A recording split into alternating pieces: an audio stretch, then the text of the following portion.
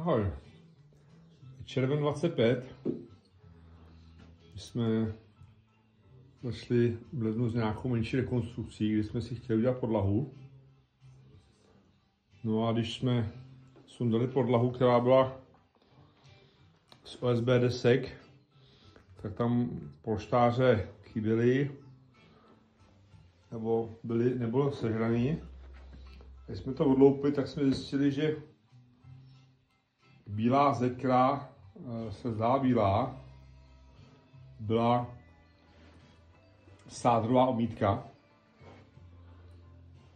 která byla natažená na tyhle krásné trámy.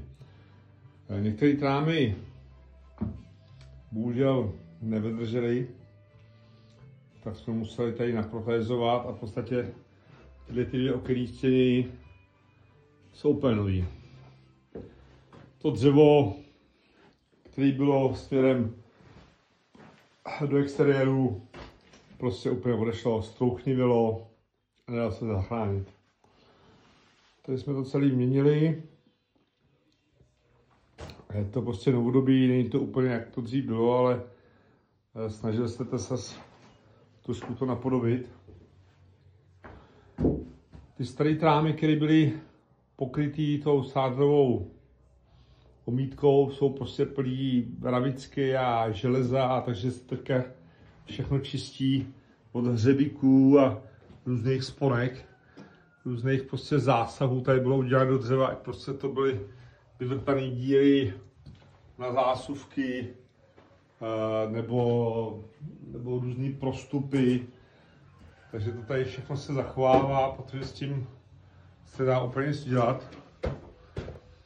Vycpáváme to konopnými lany. Jo, tady je zásah, prostě ta elektrika prostě se tady vysekala, takže to dřevo tam prostě chybí. Snažíme se maximálně zachovat staré původní trámy, které jsou ještě v pořádku, aby ještě posloužily dál. Mají krásnou barvu, když se natřou hliněným olejem, který používáme. Vyurali se dveře, které tady taky v podstatě byl nějaký novotvar. A máme na zakázku objednaný další. Protože už je nová doba, tak jsme tady natáhli elektřinu. A taky je tady tažená voda. Že tady v těch místech chceme nějakou menší kuchyňskou linku, aby to tady trošku fungovalo, no.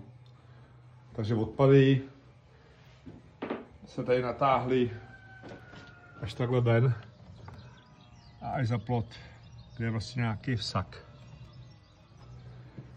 Jo, takže budeme skládat podlahu, máme tady 4 cm fušny,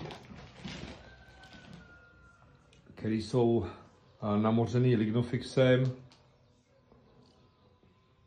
a budou se potom ještě brousit. Kolem kamen se pokládají ručně dělané půdovky, stejně jako jsou půdovky na chodbě, kde se to dělá loni. Tady se takové nějak dořeže. No, je to úplně rovný, prostě ty místnosti nejsou rovný, takže tady to trošku jako exilí, ale tak, prostě tak to je, no. Takže uvidíte za pár týdnů či měsíců, jak se to pohne. No, tady tu kamennou podezdívku si ho očistíme, vyspárovat a používáme nějaký olej na kámen, aby se ten kámen trošku zvýrazil. Necháme to takhle, jak to je, no. Tady vidíte, ty polštáře se kotvějí bočními kotvami, které se zatlučují proti vodorovnému pohybu.